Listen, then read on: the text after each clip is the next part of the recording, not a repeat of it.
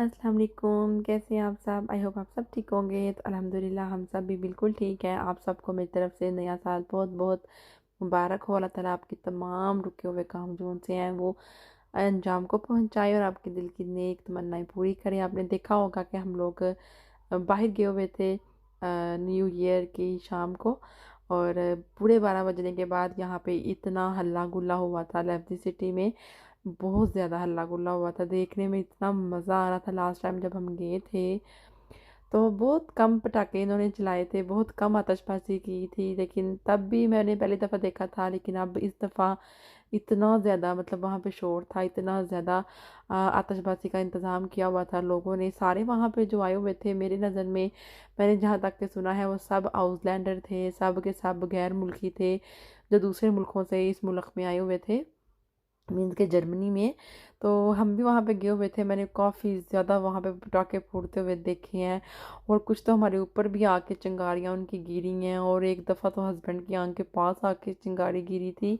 हम लोग जो उनसे सो गए हुए थे तकरीबन, मैं सो गई हुई थी 9 बजे, या फिर शायद शायद पौने 10 सो गई थी, और सवा 10 फिर मैं उठी, मैंने बच्चों को तैयार किया, ईसा और फजर को, मोहम्मद अली फ़िज़ा को, और फिर हम लोग निकल पड़े। तकरीबन पौने 11 बजे हम लोग तैयार हो गए थे।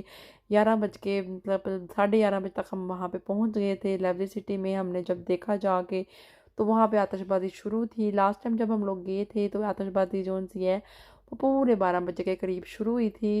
पूरे 12 बजे जब पूरा ज़ीरो ज़ीरो हो जाता है ना, तब शुरू हुई थी।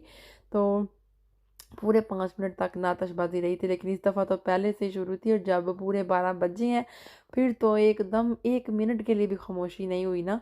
तो यहाँ पे जी हमारा जोन सा नया साल जोन सा वो शुरू हो गया अल्हम्दुलिल्लाह।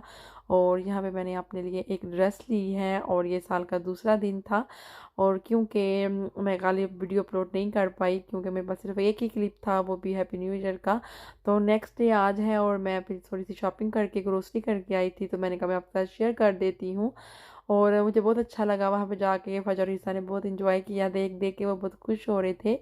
और जी इसके अलावा जी मैं यहाँ पे घड़ी लेके आई हूँ, रेड बुल लेके आई हूँ, नाशपतियाँ लेके आई हूँ, और ग्रोसरी जो सी है जो कोका खास करके लेके आई हूँ। आजकल जब हम बाहर निकल रहे थे तो हमारे पास कोका तो थी घर में, लेकिन वो बड़ी बॉटल थी, वो हम लोग फिर नहीं लेके जाते बाहर, उसके साथ गिलास यूज़ करने पड़ते हैं। तो ये कोका हो तो फिर बंदा अपनी अपनी पकड़ लेता है।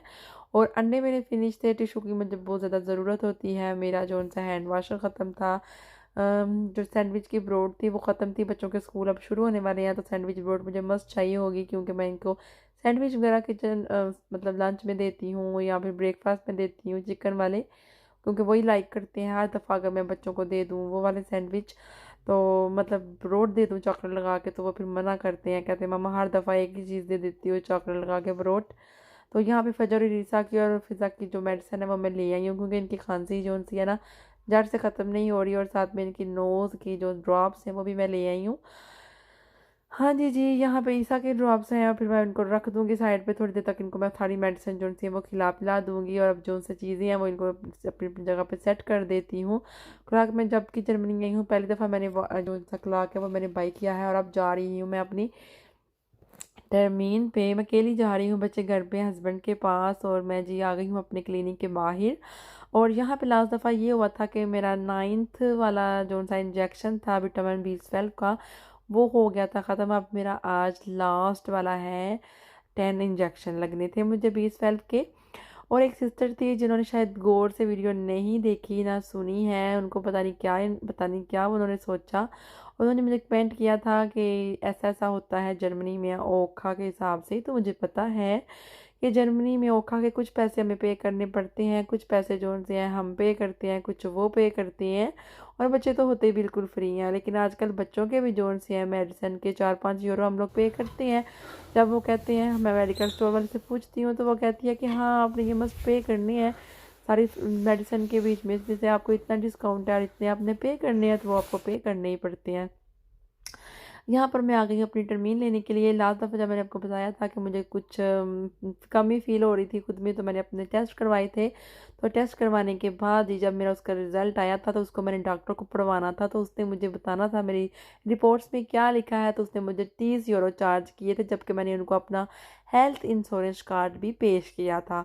वो पेश करने के बाद भी उन्होंने मुझे प्राइवेट ट्रीटमेंट दी थी, तो उसके मुझे पैसे पे करने पड़े थे, जबकि ये चीज़ होती है बिल्कुल फ्री। जब आप अपना ओखा कार्ड देते हो तो उसके बाद आपको रिपोर्ट पढ़वाने के लिए पैसे देने की ज़रूरत नहीं होती।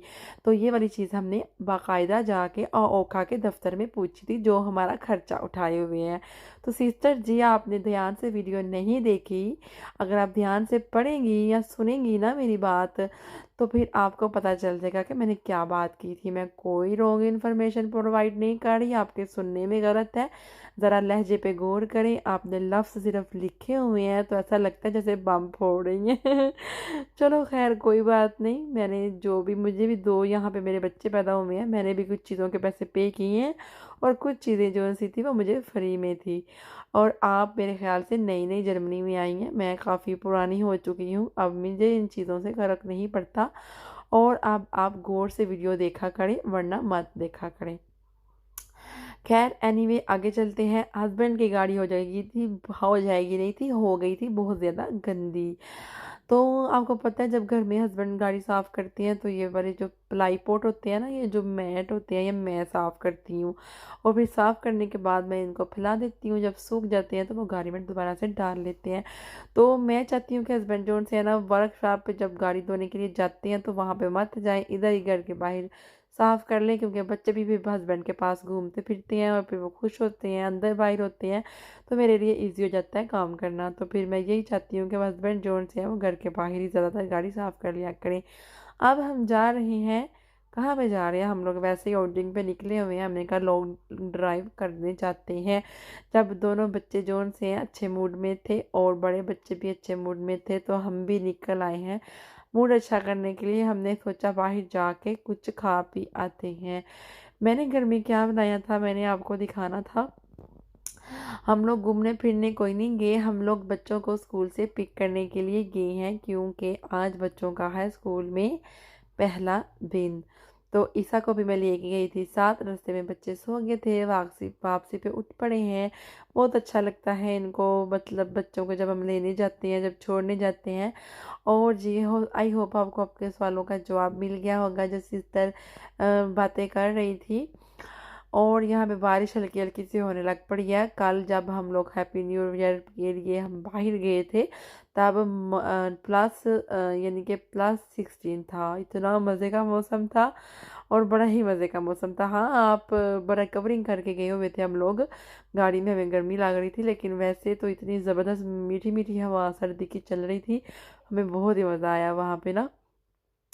तो मैंने आपको बेसिकली दिखाना था कि यूरोप में जो सा हैप्पी न्यू ईयर की शाम को कैसे ये लोग अरेंज करते हैं, कैसे मैनेज करते हैं, कैसे मनाते हैं। तो मुझे तो पता ही नहीं था पहले, जब मैं जर्मनी में नहीं थी, तो कि कैसे करते हैं, लेकिन हस्बैंड बताया करते थे, तो मुझे एक्साइटमेंट नहीं हुआ करती थी, क्योंकि मैंने कभी एक्सपेक्ट नहीं किया था, मैंने कभी ख्याल में भी नहीं सोचा था कि आतशबाजी करते हैं। मुझे नहीं था पता कि आतशबाजी होती है, लेकिन यहाँ पे आके पता चला कि जब हैप्पी न्यू ईयर होता है तो ये किस तरह की आतिशबाजी करते हैं। लेकिन हाँ, आपको बहुत संभल के रहना पड़ेगा, बहुत संभल के रहना चाहिए, क्योंकि इतने ज़्यादा लोग, इतनी ज़्यादा आतिशबाजी होती है कि हर तरफ धुआं ही धुआं हो गया था। वहाँ पे बाकायदा पुलिस की फोर्सेस भी आई हुई थी और पुलिस भी वहाँ पे थी। उसके अलावा वहाँ पे एम्बुलेंस की गाड़ियाँ आ जा रही थी। कुछ लोग ऐसा भी होते हैं ना, जो धुन पड़े होते हैं, कुछ ऐसा वैसा पी के, उसके अलावा कुछ ज़्यादा बम धमाके, मतलब जैसे हर तरफ पटाखे ही पटाखे पटाखे, कुछ आपको नुकसान भी हो सकता है। चलिए जी, मिलती हूँ आपसे नेक्स्ट वीडियो में। Bye bye.